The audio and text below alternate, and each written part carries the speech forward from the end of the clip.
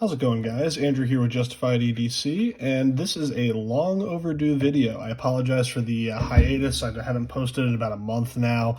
I've been pretty busy with a bunch of different things going on. I haven't really had a whole lot of free time, but I wanted to sit down and finally get this review out for you because, again, long overdue. I've been working on the testing for this knife for quite a bit, but this is the Erebus short from BW Knives. Brad over there at BW Knives was very kind to send this along for me.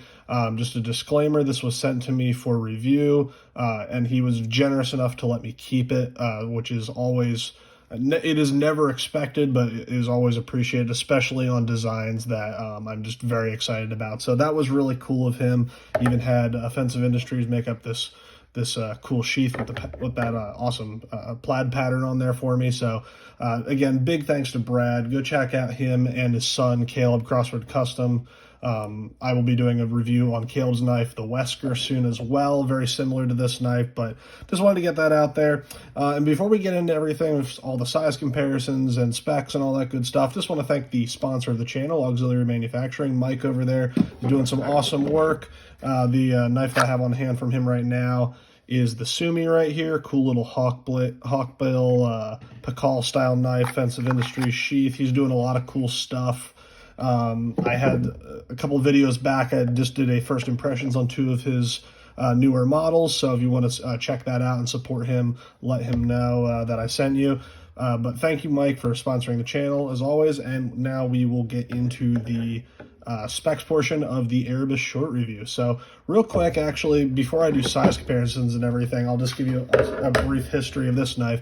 So this was the Erebus, the original model that Brad did. So this is the full-size Erebus. You can see you have a shorter blade and a shorter handle on the short, hence the name.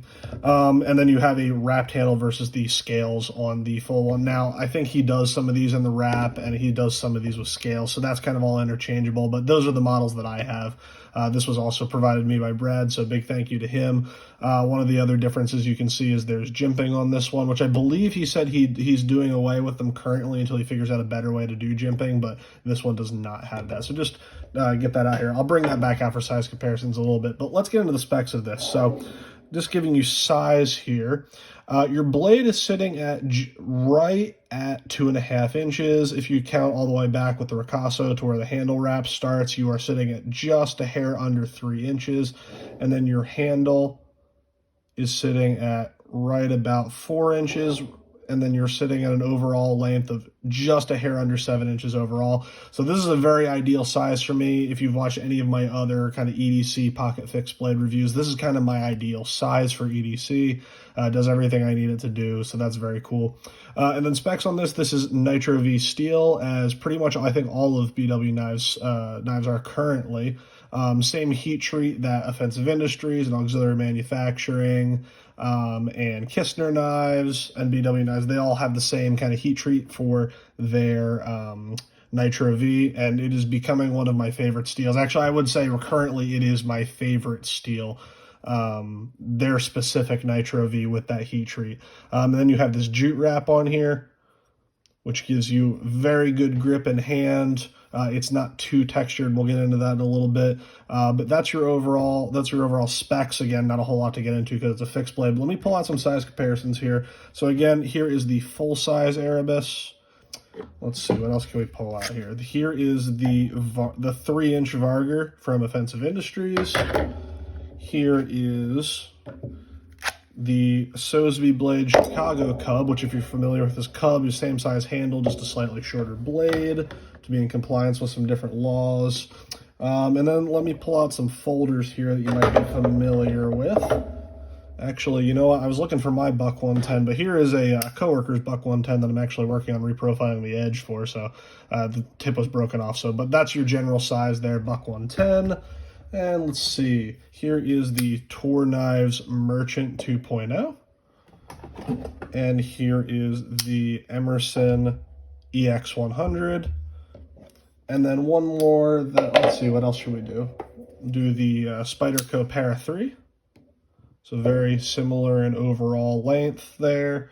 And then one more that a lot of you guys might be familiar with here is the Emerson Elvia. So this is not a large knife. Again, these are both pretty, I would say, on the smaller size for folders. So kind of giving you that that small EDC fixed blade vibe there. So as I'm putting these away here, just bear with me for a second. Got to clear off my desk. I don't have the most space right now. Moving some stuff around, but so let's get into this here, guys. So again, Nitro V steel. I have to say, I've been putting this through its paces for months now. Again, I wanted to do this video earlier and just didn't get around to it. And it's not really showing up super well on camera, but I've actually used this enough that the kind of acid stonewash is starting to wear off in places. You can see that stonewash does hide scratches pretty well, but it is starting to get scratched up there, which I think looks awesome. But the thing I've been most impressed with this knife is not only its ability. Nitro V is not even a powdered metallurgy stainless. It is a non-powdered stainless. Very similar in form and function to 14C28N. If you're more familiar with the production knife world, you're seeing a lot of 14C28N recently. Nitro V is very similar to that, where it is good stain resistance and also very tough. Now, Nitro V in a lot of production knives that I've had, the ability to hold an edge is there, but it's not as long lasting as some of your more high-end powdered metallurgy steels like S35VN and M390 and those kind of things. But whatever heat treat magic they're doing on these with their Nitro V, it holds an edge so well. And again, with that being a tougher steel, I have had 0 chips on this edge so far. And see if you can see that in there. The tip has held up beautifully, which I was a little worried about with this being a thinner tip. But yeah, no chipping on the edge. The tip has held up well. And I haven't had to sharpen this at all. I would have to look back and see how many months. I want to say close to 3, probably approaching 4 months now. And probably for the last 2 months, I've been carrying this every single day, using it pretty much every single day, breaking down cardboard, doing all the things that I normally do, done some food prep with it. Just today, I was scraping some stickers off of some bins at work. You guys that work in manufacturing know those like U-line bins that sit on the shelves that pretty much every manufacturing facility has. Just scraping some labels off of those, but this has taken pretty much all the abuse I have thrown at it. I have dropped this accidentally tip first onto some pretty hard surfaces, and again, that tip has not deformed at all. Just overall, in terms of performance, been very happy with this knife. Now getting into the design of it, why I think it works so well as an EDC knife.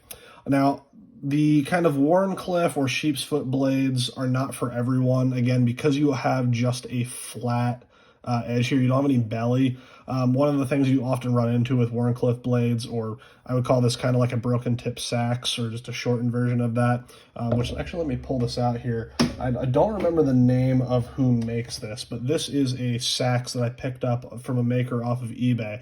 Absolutely gorgeous forged knife, very kind of traditional looking broken tip seax. So you can see the DNA of that in the Erebus here.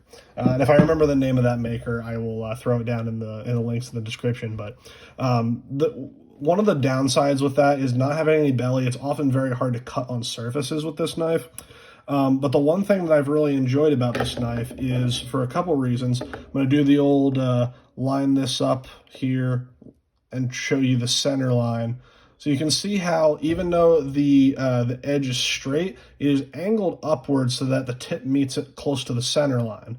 What that does for you, instead of either curving or either canting downward or just straight out, is that the edge, at least the tip of the edge, sits above where your hands are. You kind of see how it angles up, especially in like a reverse grip. You can see how that edge cants upward, so you're not so low that you can't cut on surfaces. Now, something like, let's say, this EX100 that has this belly on the front, you're obviously going to be able to get down on like a table a little bit better with that. But this negates some of the cons that you get with a Wharncliffe blade. Because it cants upward a little bit, you can get down onto some surfaces and cut with it. And with having that acute tip, you can very much do those kinds of drag cuts which I've been doing quite a bit, doing stuff at work and stuff like that. So the design is very well thought out. I'm glad he didn't just have the edge go straight out. That would have presented a lot of the problems that those traditional, just seax, Wharncliffe, sheepsfoot, whatever you want to call them, style blades often present in terms of EDC use. Now, in terms of defensive use, this is a fantastic little ripper. Again, completely neutral handle with where it kind of tapers upward and then flares out at the pommel. This gives you an excellent grip, both in your standard forward grips, forward grip edge in, and both of your reverse grips.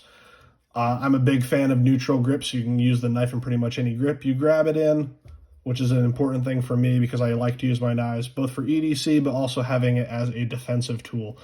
So that's very important for me. And my preferred grip for those kind of things is reverse grip edge in, which this knife excels at in terms of the ergonomics. So that's very nice. But that blade works very well both for kind of EDC box cutter type tasks. Because if you look at, let me pull out my, let's see if I can find this here. The Giltech Ruck here, which you can interchange this with your favorite kind of box cutter S blade. But when you look at a box cutter blade, you can kind of see the DNA of that in there, that kind of straight edge, canted down, thin tip. You get the same kind of utility out of the Erebus that you get with a actual utility knife. So for your kind of box cutting task where you're just getting in there and dragging the tip, it works really well. But you're getting a lot of cutting power behind that straight edge because the edge doesn't give off at all. When you have that kind of belly to it as you're cutting, or like this way if you're stabbing in and ripping, all of that force is being multiplied along that straight edge, give you a lot of power in those kind of ripping or slashing cuts. So that's really awesome. And again, I don't think that the tip is exaggerated, hasn't exaggerated enough angle that it's going to limit penetration.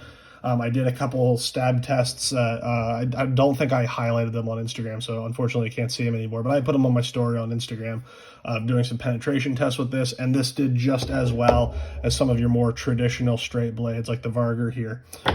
So no concerns with that. Again, you don't have any guards or anything protruding here on the edges to limit you from retracting the knife out of something. Again, if we're going to be brutally honest here, if you're going to stab this into something, be it a person or whatever you are defending your life against, knives tend to have a tendency to sink further into that wound channel. And if you have anything with like a guard, let me see if I can find something. So like on the Sosby here, some people see these pointed guards such as this as kind of a hindrance, as when you stab in, that can get stuck and you have trouble retracting that knife. So if you're trying for a small knife like this where you're trying to be very quick and agile and get a lot of movement in with that blade, it's important to be able to retract that knife and not lose your weapon. So that is one thing that I appreciate about this. I don't really see guards on a knife as being essential, and especially for an EDC knife, it really gets in the way of doing some of these kind of unconventional grips where you're trying to get up close to the edge, get your finger out to that edge, use it in a pinch grip, anything like that. So the lack of guard here is a plus to me. I'm a big fan of that. But overall, guys, yeah, I really enjoyed using this. I felt confident carrying this both as an EDC knife and a defensive blade. Real quick notes on the sheath. This is a Offensive Industries deep carry pocket sheath, so it is ambidextrous. You can put it in either direction, like so. And then it has a discrete carry concepts clip on here. This is the 1.5-inch version, so I just carry this in my front right pocket. So you can kind of come in here and draw like that. Or you can come in kind of your standard grip and pull it out like that. But with the 1.5-inch, you could also do this inside the waistband over a belt or anything like that. But this is a cloth grabbing clip, so that's kind of my preferred way to carry. And it's not too long. Let's see, we're hitting with the sheath at just over 7 inches, like 7¼ inches, which I use the full size Erebus as kind of my standard of, this is kind of the limit of what fits in my pocket. And so as long as it falls underneath the amount of sheath that you're going to have in pocket from the Erebus, the full size, you're going to be good to go in most standard guys' pockets. Obviously, women, you guys really get screwed over with your pocket sizes. But final conclusions here. I really enjoyed the full-size Erebus. All of the merits of this one has also. It's just a little bit more difficult to carry in pocket. You have a little bit of extra length on that handle that I don't necessarily need. If you have larger hands, maybe this is the one to go for. And you have more cutting edge on this, but honestly, guys, like I said, with how well this Nitro V is holding up, I don't really see the need for the full cutting edge. I think one thing that might be cool to see down the road is the shorter handle, which gives you kind of more of a secure grip, whereas this one, at least for me, kind of feels like it's torquing out of my hand sometimes. Just because of the extra length. It would be cool to see the shorter handle with the longer blade, or maybe vice versa. If you're a guy that has bigger hands, but you want that shorter blade, either for restrictions in your state, you got to keep it under 3 inches, or you just like having that shorter blade, being a little more agile. I think it would be cool to kind of mix and match the handles and the blades. Just in my opinion, I think that would be a cool thing to see down the road.